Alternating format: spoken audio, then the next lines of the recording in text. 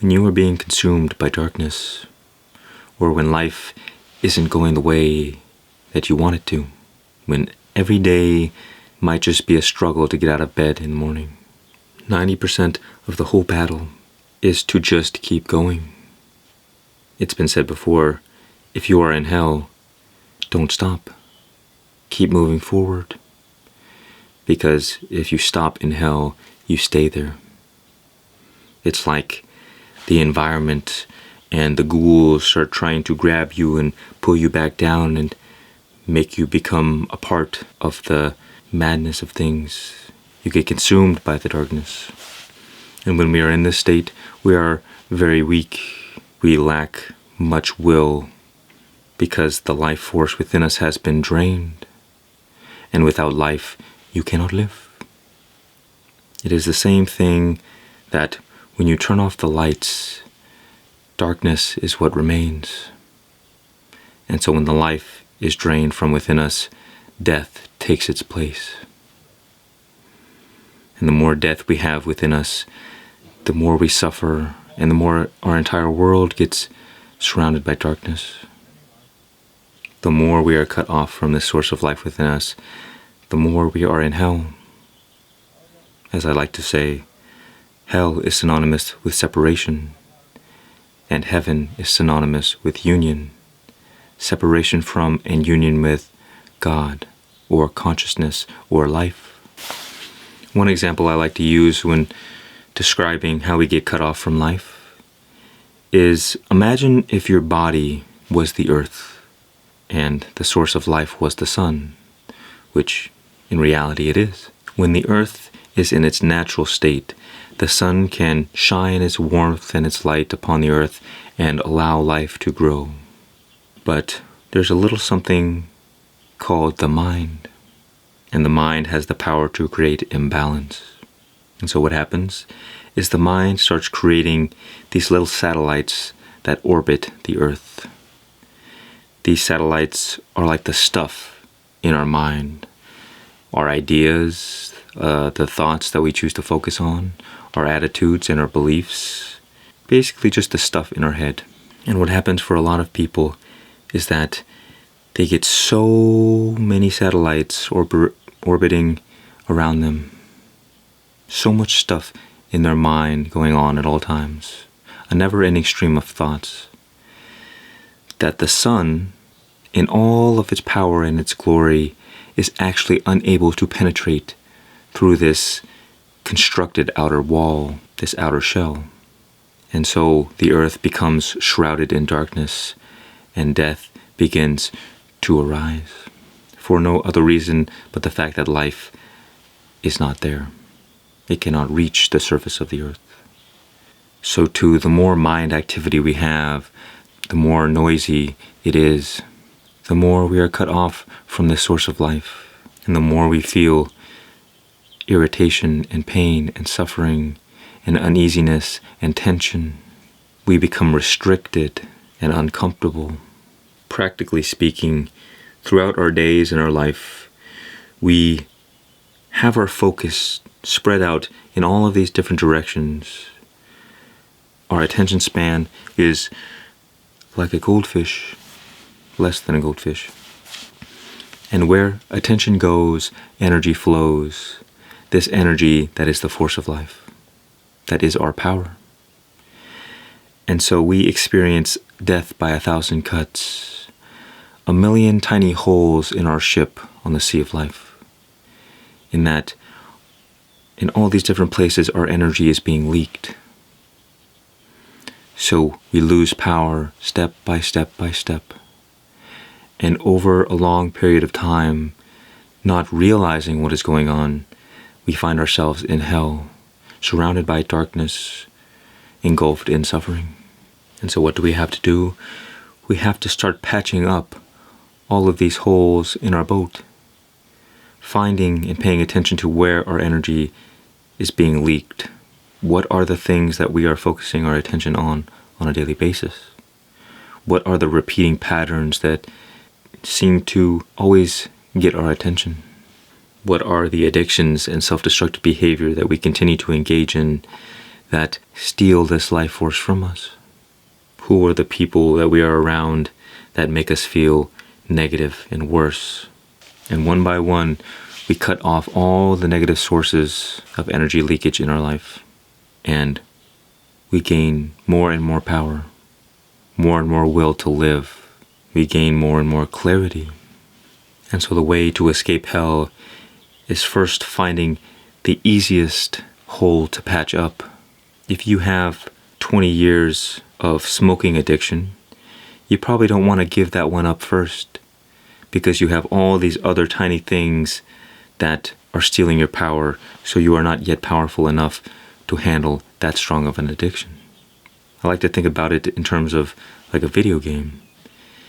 You can't go fight the final boss demon unless you have first trained and gained experience fighting the lesser demons.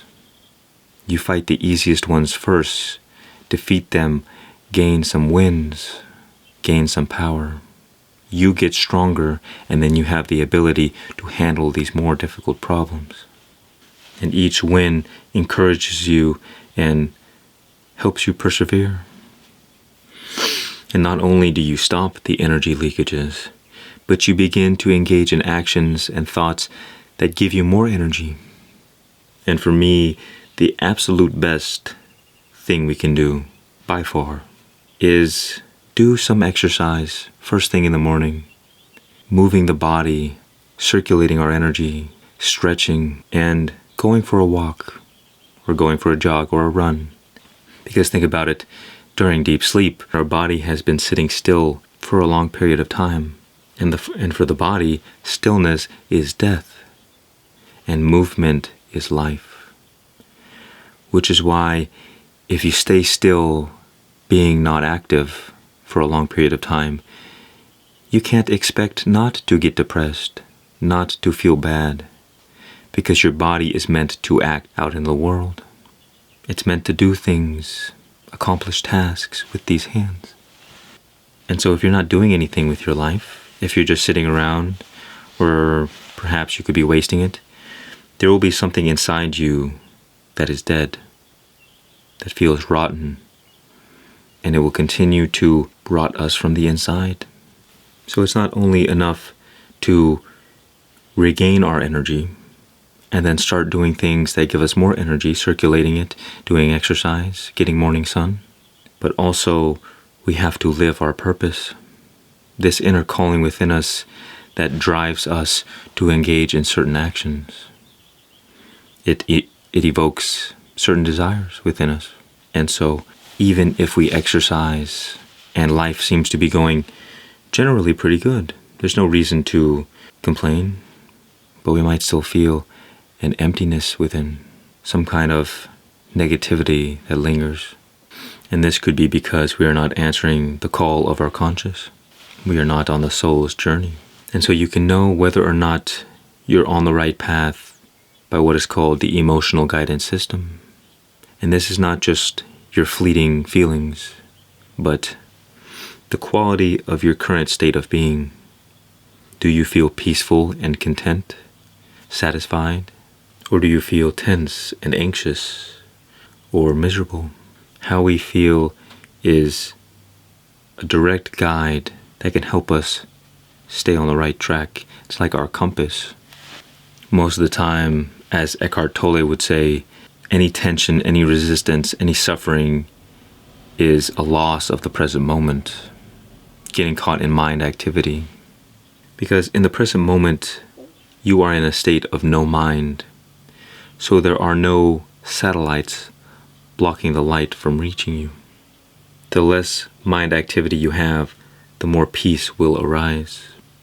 And naturally, you will experience the joy of just being. Because in truth, you don't need anything to be happy, but you always need something to be miserable.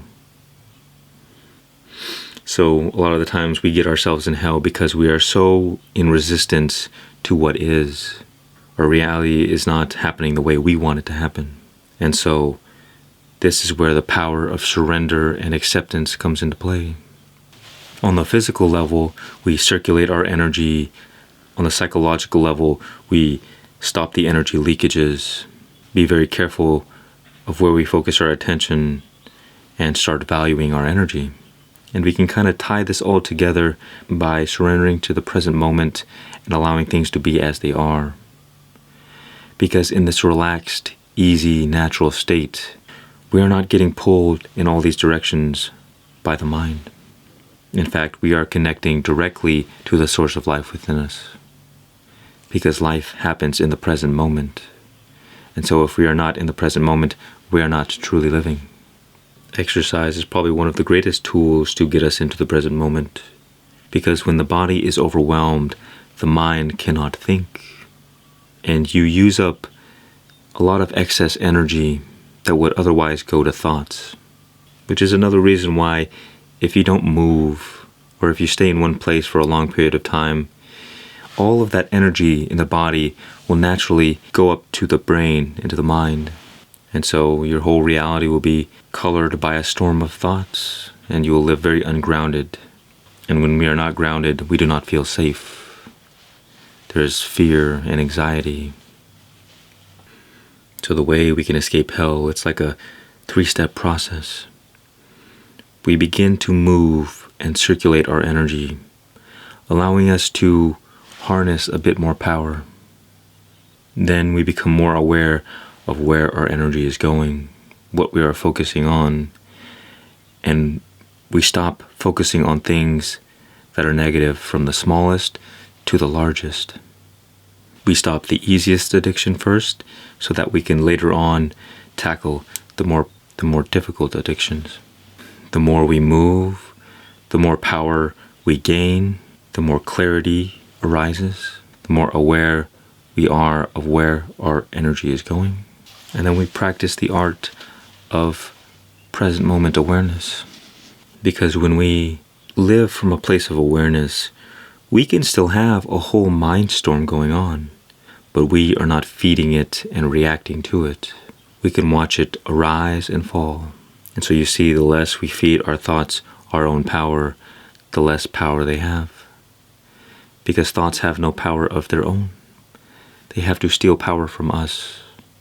And they use our own power against us to gain control and influence over our life. And so not only do you circulate and maximize energy on the physical level, but you also connect to life directly, to consciousness that is infinite and eternal. You can be at one with life that is experienced in the present moment. And the more you focus on life, on God, on consciousness, the less you give to negativity. Because we give power to things through our attention, in which energy flows. And the moment we take our attention away from something, the force of entropy acts upon it and it dies. Which is why when you don't feed your thoughts, they die on their own. When you don't feed your addictions, they die on their own. Although addiction is, by definition, something that is very difficult to not feed. But the more you focus on the present moment, that is life, that is God, a natural joy and peace and sense of satisfaction arises in which you no longer need to go out and experience all these lesser pleasures because you are content. You have finally found what you were looking for. That is life. That is God. That is your own self.